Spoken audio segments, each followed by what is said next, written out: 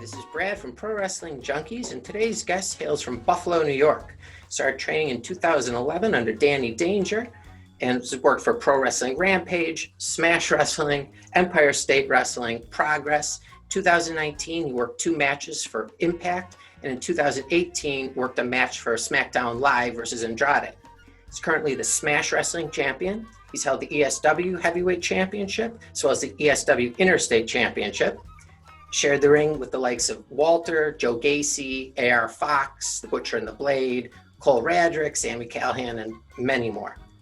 2014, he made his first appearance on the PWI 500 list, coming in at number 481.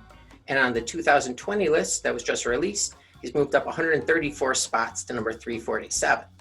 So please let's welcome my next guest, someone who my wife says is more attractive than me, Mr. Kevin Bennett. Hey, Kevin, what's going on? What's going on, everybody? Can you hear me okay? Everything I can hear you good? Perfectly. It's like you're sitting right across from me at a table. All right, perfect. But like a really big table. Right. Okay, so at this point, does it feel good to every year seeing your name on the PWI 500 list? Or is it old? Yeah, man, it's always... Point? Yeah, no, it's always one of those really cool things that you get to experience. And I've been on it like quite a few times now, so... Just to see the consistency, every year, it makes me feel pretty good. Yeah, it's like you have something that's measuring you every year, so that's pretty good. Do you exactly, yeah. Do you immediately look to see who's behind you on the list?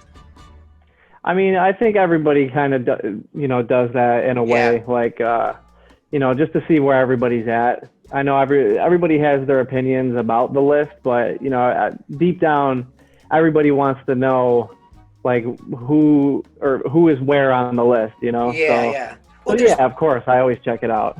There's a billions of people on the planet, and you're one of 500 greatest at what you do. So that's pretty cool. Yeah, definitely. Yeah, that's definitely a pretty decent accomplishment. It's like sure. Pro Wrestling Illustrated is a big deal. It's a big magazine. It's been around forever. Right. It's like the Time magazine of wrestling. Mm-hmm. Yeah. Are you a rapper as well? Yes. Okay. When did that start? I would say that started about the time that I became a fan of pro wrestling, which was a very young age, like 7 or 8 years old. Sure. But, actually like kind of started pursuing or like, trying to make music and songs at like 10 years old. Oh, wow. So, I've always just had a love for music as well. So, it ties in with wrestling too, obviously, just because of the entertainment aspect. But yeah, like I've loved just even the music part of wrestling, so like they just kind of went hand in hand. Yeah, it's like you're performing in both things. Exactly, yeah. So I've loved both, music and wrestling. At a very young age, and they're 2 of my passions to this day. So. Do you still watch wrestling? Yeah, I still watch wrestling. I mean, now I'm a little bit busier than, so I don't get to catch everything, but because like I'm a dad now too, so it's like I have to watch a 2-year-old. Totally. So it's like I can't really, Yeah, your mind's gonna turn to mush for the next at least 3 years. But I do. I'm just getting to where I can watch whatever I want, and there's other TVs that they can go to. But anyways, so what did you love about wrestling when you were a kid? I definitely just loved the larger than life aspect of it. I think the thing that really got me as a kid and really hooked me is I remember one of my buddies was showing me a video game, which is the No Mercy Nintendo 64 video game. The best of all time. Oh my gosh, yeah, my favorite game to this day. Mm-hmm. But what really hooked me in was that game, and Jeff Hardy was the first wrestler that I saw in that game, and he was doing like, the swanton bombs off the ladders, and like I just couldn't believe it. It was like just a totally different world to me, So like the athleticism, I always thought, how is this guy doing a flip off of a ladder onto another human being? Like this is the most like heavy and be able to walk the next day. Yeah, exactly. I just thought that it was incredible, you know. And like, I come from a boxing family as well. You know, my dad was an amateur boxer. My brother's an amateur boxer. So there's always been, you know, like just that like in ring, like it's just been in my blood. You know what I mean? So it's like even at that young age, it was just like I was just drawn to it subconsciously, not even knowing. You know. So yeah, man. Like when I saw wrestling, it was just like, this is crazy. I got to see more of this. So how did you end up hooking up with Danny Danger? So we were heavy into backyard wrestling because we were too young, obviously, to train professionally. So like what most kids do as wrestling fans, you wrestle in your yard. Sure. And Danny Danger was one of those. He was a backyard wrestler at one point, and I grew up in the generation, obviously, when YouTube started to get really big. So everybody was posting their, you know, backyard YouTube videos online, and it was like this huge community of backyard wrestlers that had their own companies. So like me and my friends ended up stumbling across his videos, and we were just a huge fan of him. We thought that Danny Danger was literally the best. Dangerously amazing Danny Danger. So yeah, we just like fell in love with him, and you know, he was like our idol as kids. But then you know, he took it to the next level, wanted to train to be a professional wrestler, which is something we've always wanted to do. So like he was even more of our hero, you know. Like he was the backyard legend, and then, you know, got professionally trained, and like he was just the man, you know. So like we would bother him as kids, you know, just always like instant messaging him and trying to get a hold of him and asking him all these questions. And he probably thought we were extremely annoying, but my parents ended up literally purchasing me a wrestling ring when I was 13 years old. Like, wow. Like, was it something you woke up on your birthday and there's a wrestling ring in my backyard? Well, the way that it kind of happened is, like, you know, we used to wrestle on trampolines all the time, and we went through, I don't know, like 3 or 4 trampolines because we were always on it, always wrestling, and we would break them. So like we went through a couple of trampolines, and then I think I just threw it out there one day. I was like, man, I wish you guys would just get me a wrestling ring, you know? And like my dad, who he's really good, you know, building things like carpentry and all that kind of stuff. So he told me that he was actually going to build me one. So he actually did end up building like a platform for like a wrestling, you know, like just a wrestling base is what you would call it. He did end up buying us one, but it was like super stiff. It was hard. And eventually, I mean, we still wrestled on it, but eventually, I don't know what it was. My parents literally did what most parents would think is absolutely crazy, and we found one online and they bought it for me. So I think it was like a couple $1,000s. Okay, that's what I was gonna ask. Is it like over like $3,000? Yeah, I would say like $3,000, $4,000 range. Wow, you don't hear that a lot, having that great parents.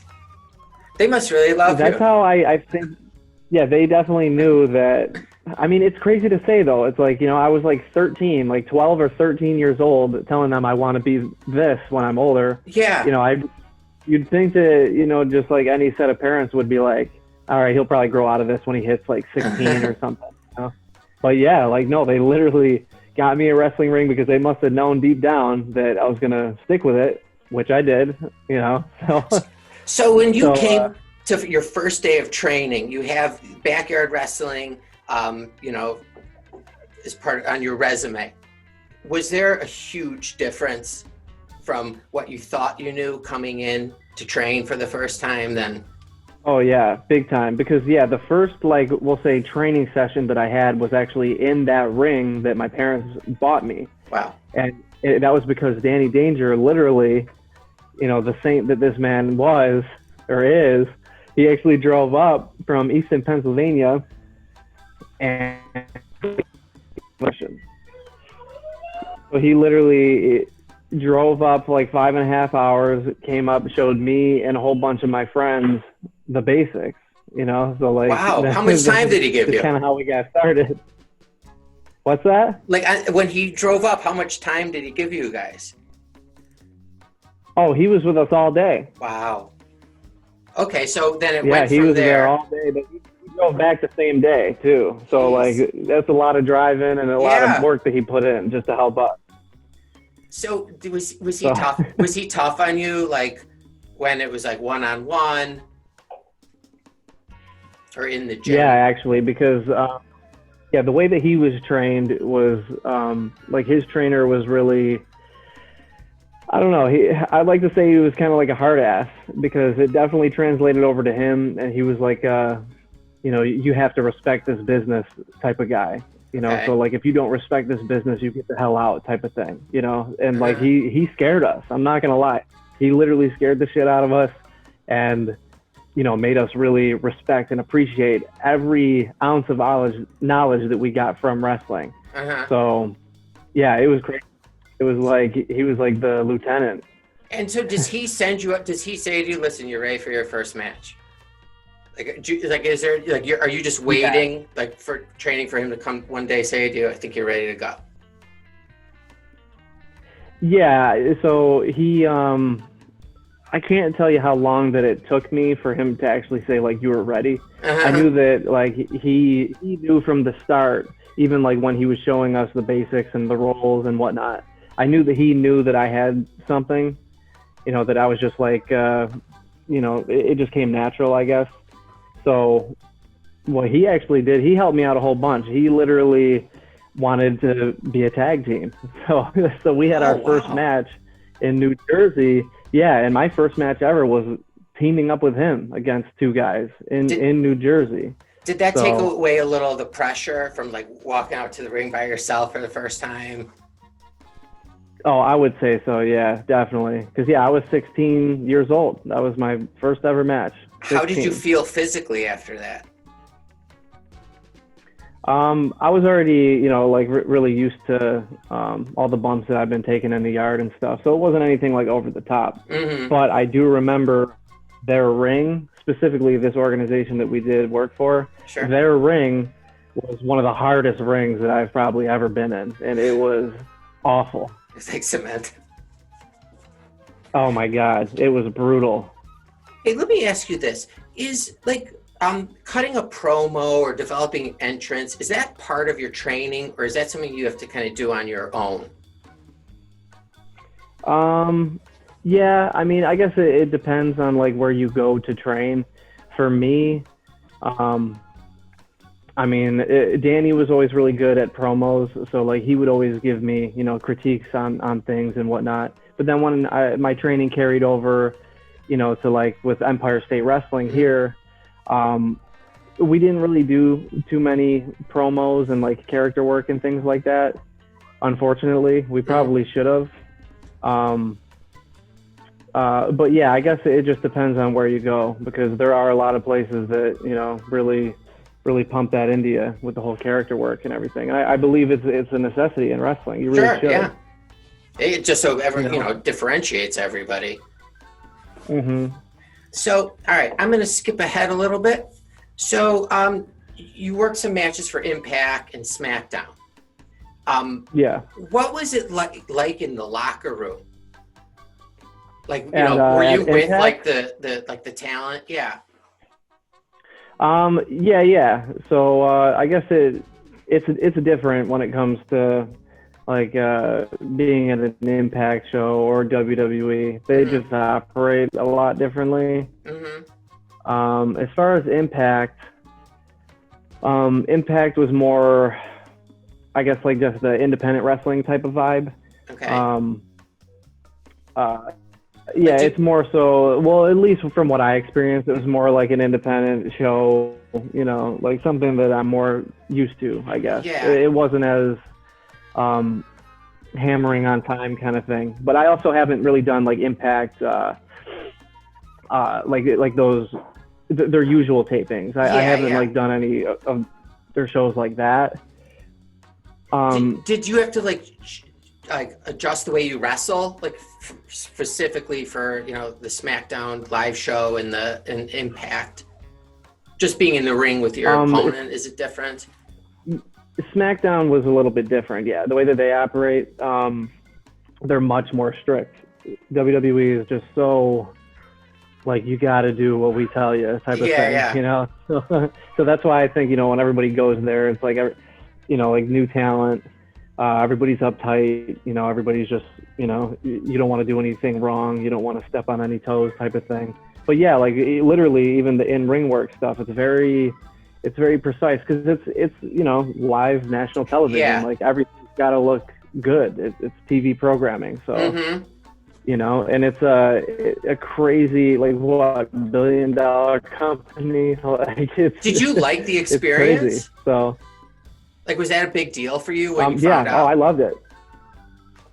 Okay. Yeah, I've worked there a couple times now too, so it was like, you know, I knew sooner or later I was going to get a show or get a match on a show. So, do you get feedback from, you know, the, you know, agents or the other talent that's there? Yeah, everybody really liked the way that I guess just the way that I moved in the ring. I don't know. I think that's like the way that I got my match on SmackDown, because we had, you know, a couple of tryout matches prior. So yeah, they just saw something in me that they needed for their product that night. So I was happy about that. Yeah, you're doing something right. Okay. Exactly. Yeah. Do you still love wrestling as much as you did when you were a kid? At this point, being in the business. Yeah, I definitely, love it just as much, but it's a lot different, obviously, when, you know how wrestling works compared to when you're a little kid and it's like a fairy tale, right? So it's a lot different, because I remember, like, Danny Danger, I remember when we were talking to him, he's like, yeah, you guys are definitely going to view wrestling a lot differently after you're trained. You know, this is like when we were bothering him on instant messaging, and like we were kind of bummed out by that. He's like, you're gonna look at it totally differently, and we're like, oh no, it's like, you know, learning that Santa Claus isn't real or something. Totally. You know? Yeah. So, but no, I mean, it's really cool, you know, just to look back and like see how it was viewing it as a child, and now knowing all the inside workings of it. Like it's really crazy, man. All right. Well, I don't want to keep you much longer. So I'm going to ask you 5 random yes or no questions, not related to wrestling. And you can just say yes or no, or you can elaborate, whatever you want. Are you ready? Okay. All right. Sure. Have you ever seen how kosher meat is prepared? No. All right. Then I would suggest you rent the movie Faces of Death 1. Oh my God. If you're interested. Crazy. Okay. Number 2. For $7,300, would you eat exclusively canned dog food for 2 weeks? For $7,300 for 2 weeks. Bro, I can't do that, man. Yeah. No way. I can't do that. Okay. Do you ever say to someone, I'm going to go outside right now to look at the stars at night? Have you ever said that? No, I don't think so. Okay. Have you ever seen an animal that had rabies? Yes. Yes, oh, wow. I did. What kind of animal, if I can ask? It was a raccoon. It tried to attack me and my dad while we were fishing. Oh my! Like during the day? During the day while we were literally fishing, yeah. And he must have had a bad case of that.